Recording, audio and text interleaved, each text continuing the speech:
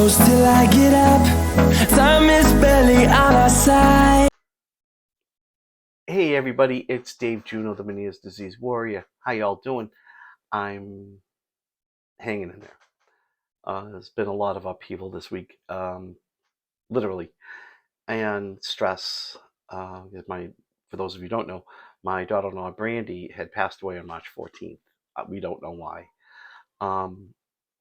So with the funeral and the wake, and her family moving in here, my son David Jr. and his two kids, they're living with us now for the foreseeable future, and which is fine.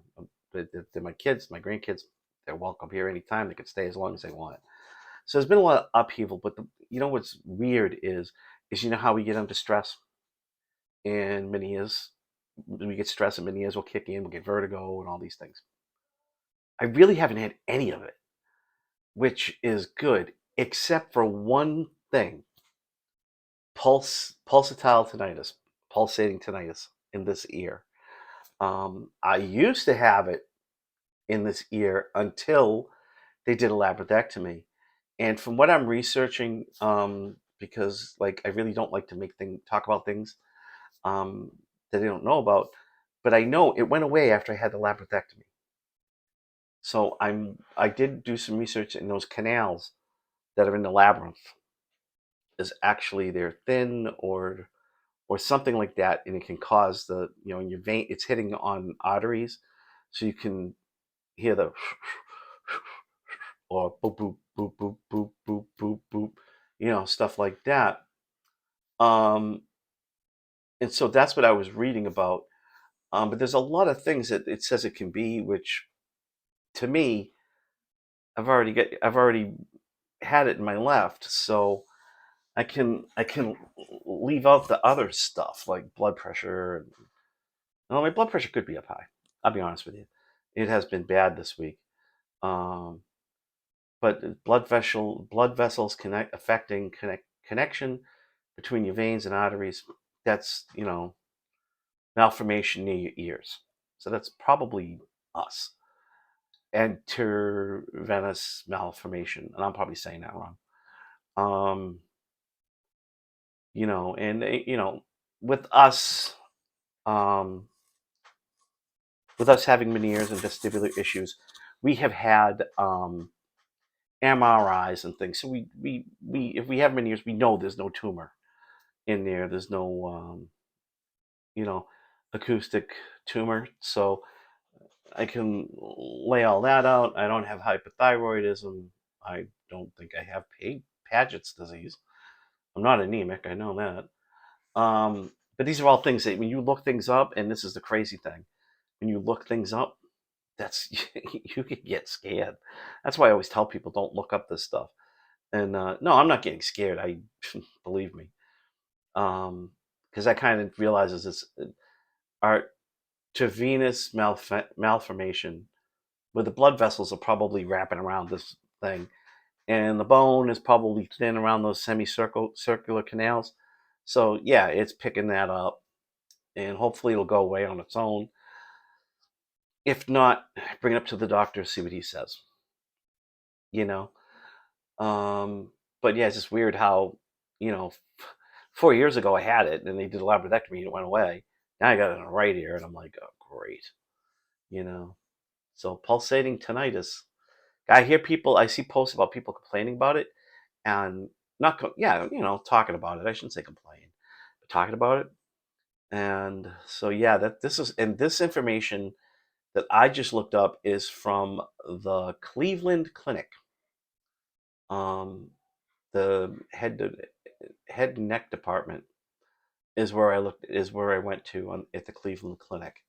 So, the Cleveland Clinic is highly rated as far as I know for that stuff. But, we all can experience different symptoms. And especially if we're bilateral like I am, we can experience, all right, this ear's dead. Now I'm experiencing everything in this ear. So, you know, I'm going through it all over again. But I'd like to know your input about um, your tinnitus or your pulsating tinnitus, if you have it. I would love to know what you think it is caused by, anything like that. I would love to know what you think. Just because I know I'm not right about everything, and we all know that there are doctors that don't understand um, Meniere's disease, and even ENTs don't. I was on a Zoom call the other day, and somebody went to an ENT for vertigo and all that stuff, and they were switching ENTs, and the ENT they went to didn't know anything about Meniere's, didn't ever even heard of it. So there are ENTs out there that don't know what Meniere's is, and it's crazy. But here's another one. We'll go to okay, Penn Medical, Penn Medicine. That's a good one. Let's read what they have to say. Okay. Pulsatile tinnitus. Most common symptom of pulsatile tinnitus is regularly hearing a steady beat or a whooshing sound in your ear. So causes, in many cases, doctors can pinpoint underlying health, but it's the same thing here. Instead of saying that word that I can't even pronounce, they say ear abnormalities, but they do go into a more of a detailed description. Superior semicircular canal is one of three canals found in the vestibular apparatus of the inner ear. Patients with superior semicircular canal dishiscence, I can't say the word, dehiscence syndrome, a condition in which part of the temporal bone that overlies the superior semicircular canal is abnormally thin or missing, often experiences pulsatile tinnitus, thinning or missing bone overlaying the main artery of the vein running near the ear. That can also lead to patients hearing the heartbeat. So that's a more detailed description where it says ear abnormalities and not that arterial whatever thing that they were talking about. So yeah, and that's that semicircular thing, the circular canal that's in your labyrinth that they will take out if they do a labyrinthectomy. And I think because if that fluid's building up so much in the cochlear itself, I think that's where they do the sac decompression and put what do you call it, stent in there, so it can drain better, and then you won't hear that stuff.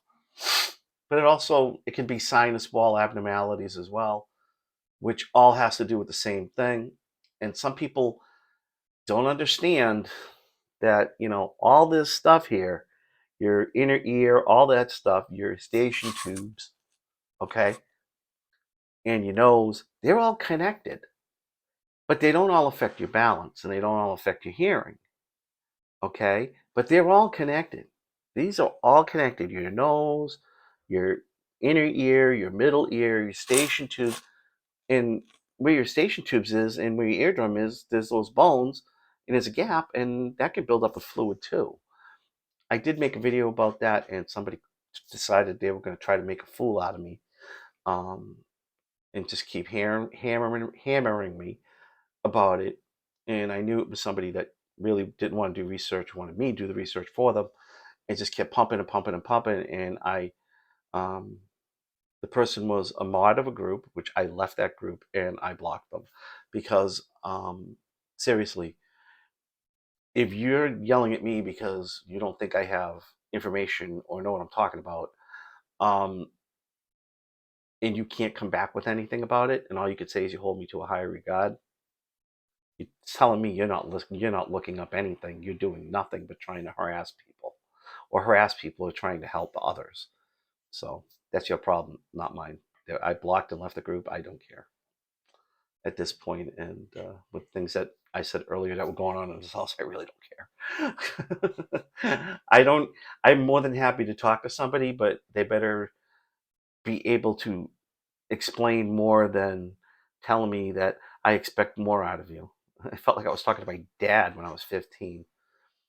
So those are the things I know about pulsating tinnitus. I would love to know what you know about it.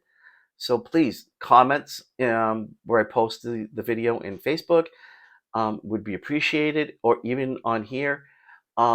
Because listen, man, we're all in this together, and we can all learn together.